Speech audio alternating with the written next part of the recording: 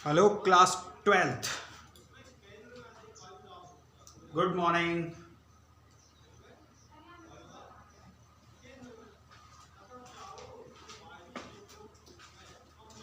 Class 12th मैं lesson number 3 की series को आगे बढ़ाते हुए आज मैं आपको क्वेश्चन नंबर, जैसे कि मैंने 15 तारीख को आपको क्वेश्चन नंबर 5 तक करा दिया था, आज मैं आपको क्वेश्चन नंबर 7 कराने जा रहा हूँ। इसमें ख्याति का समायोजन है, एक नई मेथड है ख्याति का समायोजन।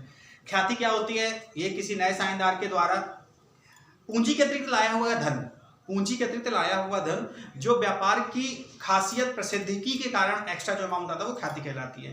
ख्याति पुराने साझेदारों का पूरा अधिकार होता है, ये उसे चाहे तो फर्म में रख दें या फिर अपने साथ अपने पर्सनल यूज में ले जा सकते हैं, ठीक है। और इसे पुराने साझेदार अपने पुराने ही अनुपातों में बांटते हैं, ख्याति कहलाती है। ख्याति किसी प्रसिद्धिकी नाम के कारण कमाया हुआ धन ख्याति कहलाता है। ये एक स्थायी संपत्ति होती है जिसे आप एक स्थान से दूसरे स्थान उठा नहीं ले सकते, और अदृश्य संपत्ति होती है जो दिखाई नहीं देती, पर कुछ जो लेखक हो हमारे राइटर्स हैं वो ख्याति को अस्थायी मानते हैं तो कुछ स्थायी भी मानते हैं। वो दोनों बिल्कुल सही हैं, ठीक है। क्यों सही है, कैसे सही है, मैं आगे आने वाले चैप्टर्स में आपको बताऊंगा। तो सबसे पहले मैं आपको आज क्वेश्चन नंबर 7 कराने जा रहा हूँ, ओल्ड बुक में शिवलाल पेज नंबर 89। तो क्वेश्चन नंबर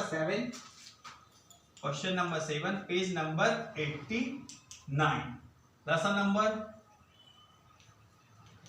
3 पेज नंबर 89 में लिख चुका हूँ, ठीक है। तो चलिए, इसमें लिखा हुआ है कि एक्स वाई जेड एक फर्म में साझेदार हैं जो 4-3-2 के अनुपात में लाभ विभाजित करते हैं। ख्याति पुस्तकों में नहीं है तथा उसका 36,000 रुपये मूल्यांकन किया गया। साझेदारों के समान अनुपात में लाभ बांटने निश्चय के उपयुक्त परिवर्तनों का लेखा कीजिए व अनुपात परिवर्तन के कारण प्रत्येक साझेदार का त्याग प्राप्ति अनुपात निकालिए। तो चलिए, सबसे पहले इनका पुराना अनुपात जो है एक्स वाई जेड है ना, यस एक्स वाई जेड। तो लिखेंगे एक्स वाई जेड 3 साझेदार हैं,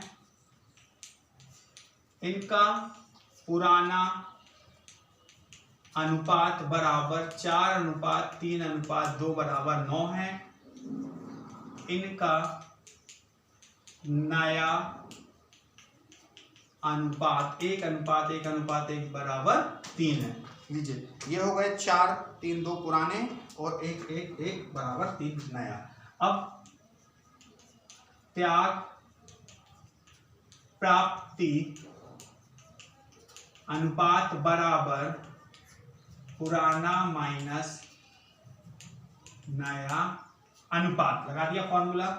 एक्स वाई और जेड इनके पुराने हैं 4-9, 3-9 और 2-9, माइनस नए लगाते हैं अपन 1-3, 1-3 और 1-3, 3 को 12, 9 एकम 9 और 9 तिया 27, 3 का 9, 9 एकम 9 और 9 तिया 27, 3 दूनी 6,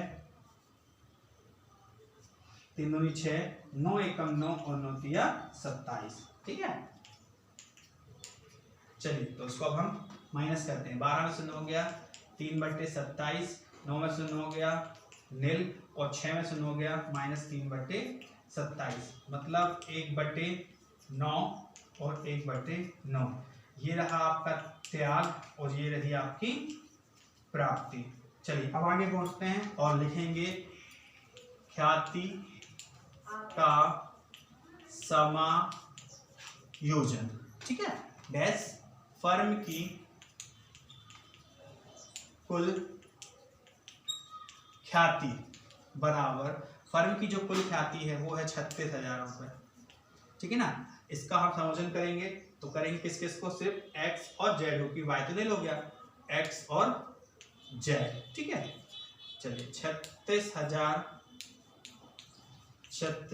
जो अनुपात आया उसी में 1/9 1/9।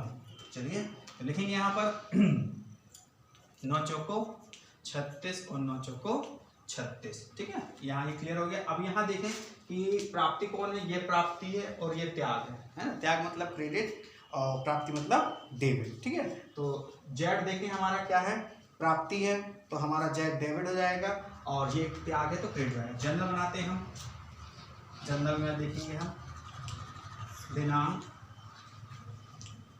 विवरण खाता पृष्ठ राशि और राशि, ठीक है। डेबिट कौन है भैया आपका? जेड पूंजी खाता डेबिट, एक्स पूंजी खाते से, ठीक है। अमाउंट देखेंगे हम यहाँ पर 4000 और 4000। तो चलिए एक्स आपका डेबिट है और सॉरी जेड आपका डेबिट है और वाई आपका एक्स आपकी क्रेडिट है। इसके साथ आपका पहला सवाल कंप्लीट होता है, जेड और एक्स। एक बार फिर आप देख लें, मैंने कुछ नहीं किया, सबसे पहले इनका पुराना अनुपात रखा, इनका नाम रखा, इनका पुराना अनुपात, इनका नया अनुपात, यहाँ तक तो बुक थी। इसके बाद हमेशा याद है कि जब भी किसी क्वेश्चन में नया और पुराना दोनों आता है तो त्याग प्राप्ति का फॉर्मूला लगता है।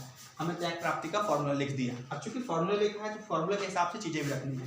पहले तो तीनों के नाम रख दिया हमने और फिर पुराना अनुपात लगाया, माइनस लगाया और फिर नया अनुपात लग दिया। इतनी कंडीशन होने के बाद क्रॉस मल्टीप्लिकेशन का फॉर्मूला लगा दिया, फटाफट त्रिय गुणा कर दिया। जैसे गुणा किया तो पहले वाले का त्याग आया 1/9, दूसरा नील हो गया, 9 में से हो गया, शून्य बचा, कुछ नहीं बचा, नील हो गया, और तीसरा 1/9 माइनस 1/9 होने के कारण ये क्या जाता है? प्राप्ति जाता है। अब हम चलते हैं ख्याति की तरफ। तो ख्याति के समायोजन करना है, कुल ख्याति कितनी थी? 36,000। समायोजन मतलब वितरण करना है आपको 36,000 रुपए का।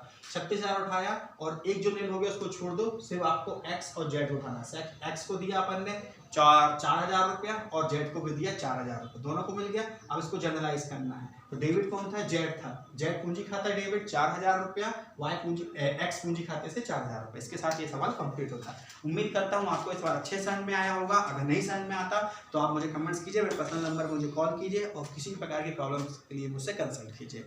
Okay, so please note it.